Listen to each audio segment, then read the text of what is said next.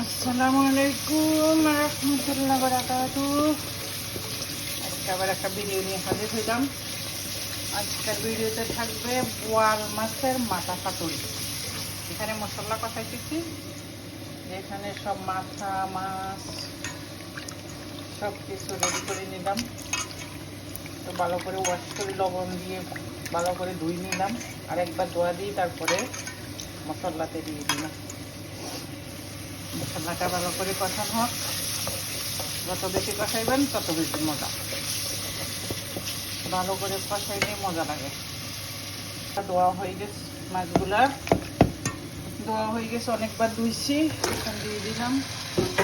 যত বেশি ধুইবেন তত বেশি মজা। আমার মাছ একটু মাছ দুধে মিষ্টি লাগে, মাংস দুধের কি লাগে, পিঠা লাগে, পিঠা লাগে না কি জানি একটা যা ভুলে গেছি। ভালো করে কষাই নেই, তারপরে অল্প একটু পানি দিব, বেশি পানি দিব না, জাস্ট মাখা মাখা। অনেকক্ষণ কষানোর পরে একটু পানি দিয়ে দিব, অল্প বেশি না, জাস্ট মাখা মাখা জল বানাই। মরিচ পাতুরি, মরিচ বাড়ি একদম সাথে দিচ্ছি। এখন আস্তে আস্তে হইতে থাক, আর বেশি পানি দিব না।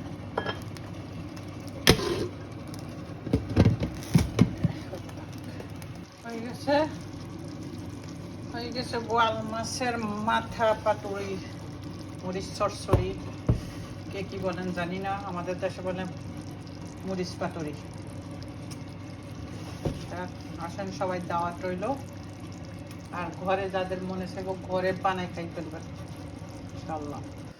হাজবেন্ডের অনুরোধে একটা পুডিং বানাইলাম, কাটে দেখাই মনে, একটু বড় করেই বানাইছি, পরে কাটমনি ইনশাআল্লাহ, ঠান্ডা হইল। Caramel pudding,